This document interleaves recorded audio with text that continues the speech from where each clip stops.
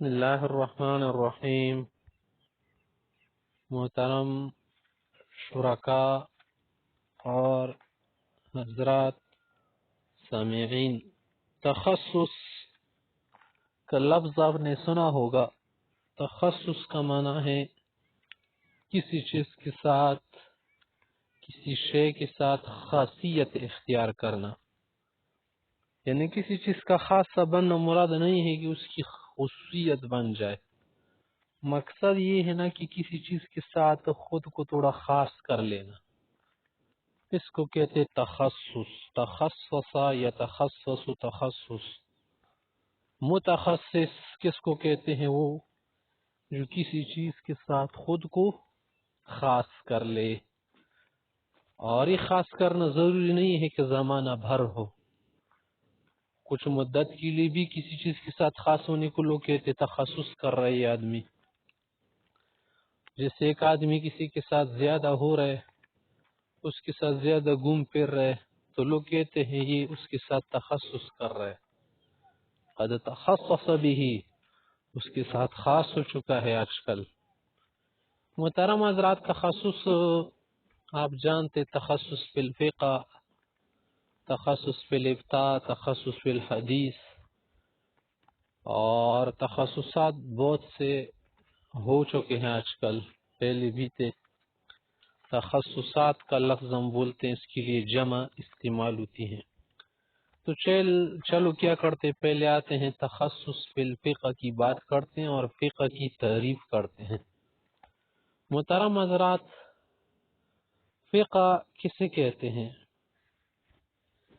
تو تخصص فی الفقہ ہم کرتے ہیں نا، عموماً تخصص فی الحدیث پر انشاءاللہ پھر کسی وقت بات ہوگی۔ تخصص فی الفقہ، فقہ کسے کہتے ہیں محترم حضرات؟ فقہ کا معنی ہے کسی چیز کا کھول دینا، کسی چیز کو کیا کر دینا، چھیر دینا۔ ظاہر جو ہے کسی چیز کو چھیر دینا تو آپ کو پتہ چل جائے گا اندر کیا ہے، جب آپ اس کو کھول دے تو پتہ چل جاتا ہے نا۔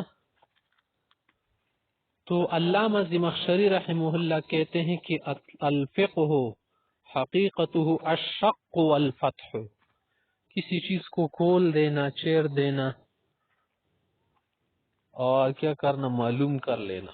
اور فقیہ اس شخص کو کہتے ہیں العالم الذي يشق الاحکام ويفتش من حقائقها ويفتح ما استغلق منها۔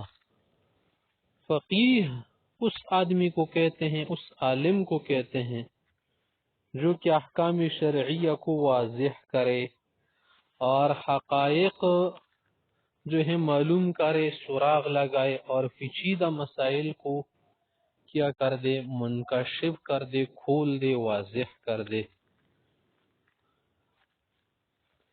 ایک ہوتا ہے فقیہ اور ایک ہوتا ہے متفقہ، الفقیہ والمتفقہ۔ فقیہ حقیقی عالم کو کہتے ہیں جو سمجھتا ہو اور مسائل کو کھول سکتا ہو۔ پھر فقیہ کا جو لفظ محترم حضرات، مجتہد کو بھی آپ فقیہ کہہ سکتے ہیں، لیکن ہر فقیہ ضروری نہیں ہے کہ مجتہد ہو، اور ہر مجتہد جو ہے وہ فقیہ ہوتا ہے۔ محترم حضرات، ایک ہوتا ہے متفقہ۔ متفقہ کا معنی فقہ کے ساتھ خود کو خاص کر لے، اس کو بھی متفقہ کہتے ہیں۔ متخصص، متفقہ، اس شخص کو بھی کہتے ہیں۔ دوسرا معنی اس میں تکلف کا بھی آتا ہے کہ وہ فقہ سیکھنے میں مشقت اٹھائے، تکلف کرے، اس کے لیے وقت لگائے، بہت کچھ کرے۔ اور اس کا یہ معنی بھی آپ لے سکتے ہیں متفقہ، کہ فقیہ تو نہ ہو لیکن فقیہوں کی طرح وہ کیا کرے، طریقہ اختیار کرے۔ جیسے فقہا طریقہ اختیار کرتے ہیں مسئلہ بتانے میں، جانچ کرنا، کسی مسئلے کو کیا کرنا، منکشف کرنا، سراغ لگانا، پیچیدہ مسائل کو کیا کرنا، حل کرنا، تو اس کو بھی آپ متفقہ کہہ سکتے ہیں۔ فقہ جو ہے محترم حضرات، کسی چیز کے متعلق علم کو بھی کہتے ہیں، الفقہ بالشیء معنی علمہ بذالک الشیء، کسی چیز کے متعلق جاننے اس کو بھی فقہ کہتے ہیں. جیسے ہم لوگ کہتے ہیں بڑا فہم والا آدمی ہے، بڑی فہم کا مالک ہے، فہیم آدمی ہے. فہیم کا معنی بھی فقیہ آپ لے سکتے ہیں کہ اللہ نے اس کو فہم سے نوازا ہے، تو فقہ بھی آپ بول سکتے ہیں کسی چیز. لیکن بعد میں علماء حضرات نے اور علم کے لحاظ سے فقہ کا جو لفظی علم شریعت کے ساتھ خاص ہوا. شریعت کا جو علم ہے آپ کو معلوم ہے، قرآن حدیث اور ایسے جو نچوڑ ہے جس کو آپ فقہ کہہ سکتے ہیں. تو عام سمجھ کے اعتبار سے بھی فقہ سمجھنے کو بھی کہتے ہیں. جیسے قرآن کریم میں ایک جگہ ہے اعوذ باللہ من الشیطان الرجیم لہم قلوب لا یفقہون بہا، ان کے دل تو ہے لیکن حق کو سمجھ نہیں سکتے، نہیں سمجھتے ہیں. اس طرح سے ایک اور آیت میں ہے کہ ان لوگوں کو ہوا کیا ہے کہ لا یکادون یفقہون حدیثا، کہ بات سمجھتی ہی نہیں ہے. اور حضور صلی اللہ علیہ وسلم کی حدیث میں بھی یہ لفظ آیا ہے کہ جس شخص کے لیے اللہ خیر کا ارادہ رکھ کر لے تو یفقہہ فی الدین، اللہ اس کو دین کی سمجھ عطا فرماتے ہیں. تو سمجھ بوجھ کو بھی کیا کہتے ہیں؟ فقہ کہتے ہیں. محترم حضرات، ہی ہم نے فقہ کی لغوی تعریف بیان کی ڈکشنری کے عام ڈیفینیشن کے اعتبار سے. ایک ہے فقہ کی ٹرمینالوجی کے اعتبار سے جو تعریف ہوتے ڈیفینیشن، اس میں آپ فقہ کی تعریف کیا کر سکتے ہیں. محترم حضرات، فقہ کی جو تعریف ہے نا، یہ صرف فقہا نے نہیں کی ہے، بلکہ فقہ کی تعریف جو ہے مختلف علوم کے علماء نے بھی کی ہے. جیسے آپ کو پتہ ہے کہ ہمارے ہاں ایک تو علماء اصول ہوتے ہیں جو اصول فقہ سے بحث کرتے ہیں، اور ایک ہمارے پاس علماء فقہ ہوتے ہیں جو فقہ کو خاص طور پر چھیڑتے ہیں، اور ایک ہمارے پاس علماء تصوف ہوتے ہیں، صوفیانہ انداز سے کسی چیز کی تعریف کرتے ہیں. اصول فقہ کے علماء نے جو تعریف کی ہے فقہ کی، وہ ہے محترم حضرت العلم بالاحکام الشرعیہ العملیہ الفرعیہ، بھی آپ بول سکتے ہیں المکتسبہ من ادلتها التفصیلیہ. العلم بالاحکام الشرعیہ یعنی جو شرعی احکام ہیں ہمارے پاس، جن احکام پر ہم عمل کرتے ہیں، عملیہ بھی اس کو کہتے ہیں نا، فرعیہ فرع کے ہوتے ہیں، وہ احکام اصل نہیں ہوتے، اصول نہیں ہوتے. اور جو نکالے جاتے المستخرج بھی آپ بول سکتے ہیں، المکتسبہ جو حاصل ہوتے ہیں، نکالے جاتے ہیں، حاصل کیے جاتے من ادلتها التفصیلیہ تفصیلی دلائل سے. تفصیلی دلائل کے ذریعے سے جو احکام شرعیہ فرعیہ ہمیں حاصل ہوتے نا، ان کو جاننا، اس کو آپ فقہ کہیں گے. تو محترم حضرات، مختلف انداز سے اور تعبیرات سے جو تعریفیں کی گئی ہے نا، سب کا نچوڑ ایک ہی ہے، ایک ہی بات ہے. ٹھیک ہے نا؟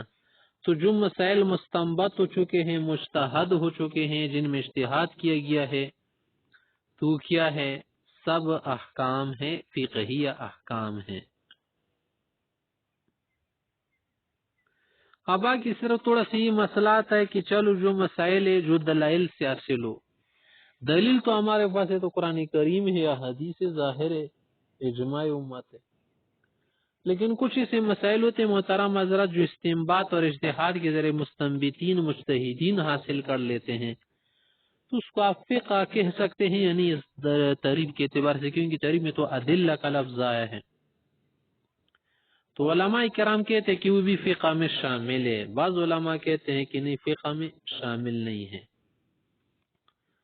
اور پیغمبر صلی اللہ علیہ وسلم بھی اجتہاد فرماتے تھے، جن مسائل میں کوئی صریح دلیل یا حکم سامنے نہیں ہوا کرتا تھا تو قیاس کر لیتے تھے.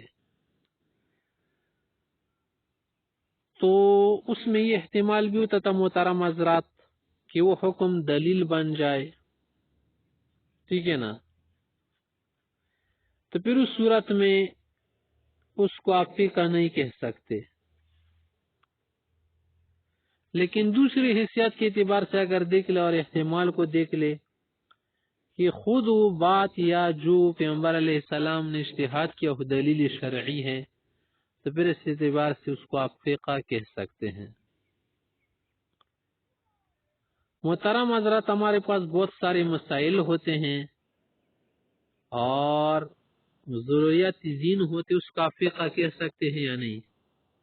علامہ شامی رحمۃ اللہ علیہ فرماتے کہ وہ فقہ نہیں ہے، کیونکہ دلیل جاننا ضروری ہے اور ان کی دلیل جو ہے کسی بنیاد پر نہیں ہوتی۔ لیکن جو ہمارے صدر الشریعہ ہے وہ کہتے ہیں کہ نہیں، فقہ میں داخل ہے۔ محترم حضرت، فقہاء کرام نے جو تعریف کی ہے نا فقہ کی، وہ ہے حفظ الفروع، فرعی مسائل کو یاد کرنا، اس کو کہتے ہیں فقہ۔ تو اس طرح سے مختلف تعریفات کی گئی ہیں محترم حضرات۔ اہل تصوف حضرات کیا کہتے ہیں؟ اہل تصوف کے نزدیک فقہ کی تعریف محترم حضرت الجمع بین العلم والعمل، علم و عمل دونوں کو جمع کرنا، یعنی علم کے ساتھ جب عمل بھی ہو جائے نا تب جو ہے آپ اس کو فقہ کہیں گے۔ جیسے کہ حسن بصری رحمہ اللہ کی تعریف ہے نا کہ فقیہ تو وہی ہوتا ہے جو دنیا سے اعراض کرے اور آخرت میں رغبت رکھے اور اپنی عیوب پر نظر رکھے، اس کو آپ فقیہ کہیں گے۔ اور امام ابو حنیفہ رحمۃ اللہ علیہ نے جو تعریف بیان کی ہے نا بڑی زبردست ہے، وہ کیا کہتے ہیں؟ الفقہ معرفت النفس ما لها وما علیہا۔ کیا مطلب؟ یعنی ان چیزوں کو جاننا جو دنیا و آخرت میں انسان کے لیے نفع مند ہو، اور ان چیزوں کو بھی جاننا جو اس کے لیے نقصان دہ ہو، تو نفع مند سے فائدہ اٹھانا اور نقصان دہ سے خود کو کیا کر دینا؟ بچانا۔ تو دیکھیں محترم حضرات، یہ تعریف بھی صحیح ہے، اسی طرح سے درست ٹھہرتی ہیں، ٹھیک ہے نا؟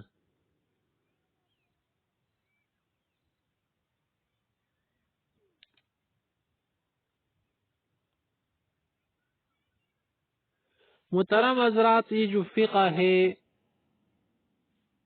صحابہ، تابعین یا علماء قدامى جو تھے، یعنی قدیم متقدمین علماء، ان کے دور میں اس کا اطلاق کس چیز پر ہوتا تھا اور کس کو فقہ کہتے تھے؟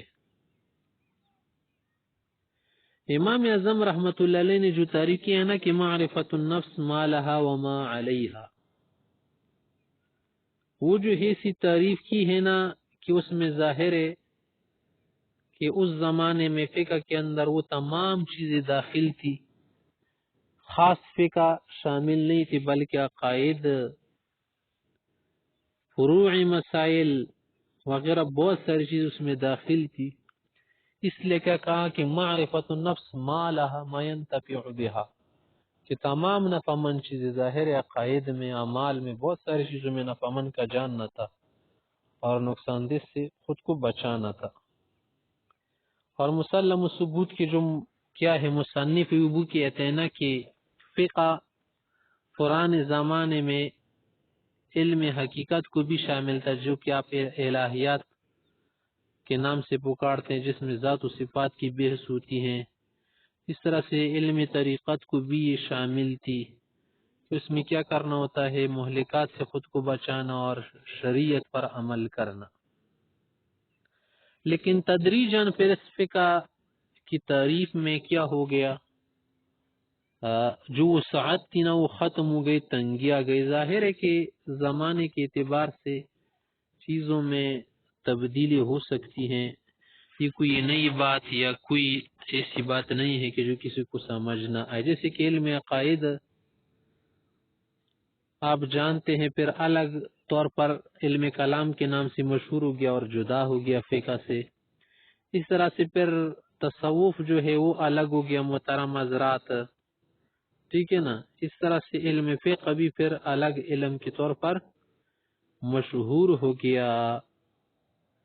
تو جیسے آپ کو پتہ ہے نا کہ علم کلام کے جو علماء ہوتے تھے ان کو پھر متکلمین کا لفظ استعمال ہونے لگا، اور فقہا کے لیے فقہا کا لفظ استعمال ہو گیا جو فقہ کے ساتھ خاص ہوتے تھے، اور تصوف کے ساتھ جو زیادہ لگے رہتے تو ان کو صوفیاء کا نام دیا گیا، متصوفین یا صوفیہ کے نام سے ان کو کیا کر دیا، مشہور کر دیا گیا۔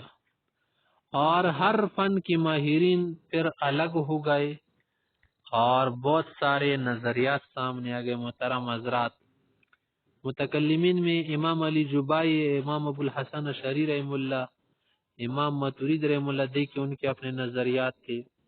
اور صوفیاء حضرات میں پھر سلاسل اربعہ بن گئے، جس سے آپ کو پتہ ہے سلسلہ قادریہ، چشتیہ، سہروردیہ، نقشبندیہ۔ تو اس اعتبار سے پھر تعریفوں میں کیا ہو گئی، تنگی آتی گئی، ٹھیک ہے نا۔ اور اس طرح سے فقہی 4 مذاہب بن گئے، فقہ، شوافی، احناف، موالک، حنابلہ۔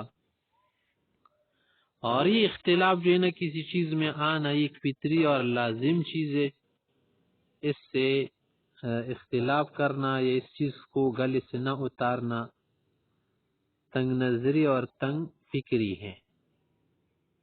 محترم حضرات، یہاں تک جو ہے فقہ کے متعلق جو مختصر سی تعریف تھی، کچھ وضاحت تھی، اور کس طرح سے پہلے فقہ جو ہے استعمال ہوتی تھی اور بعد میں پھر اس کا مصداق کیا بن گیا، تو آپ حضرات کے سامنے واضح ہو گیا۔ انشاءاللہ مزید پھر دوسرے درس میں ہم پڑھیں گے۔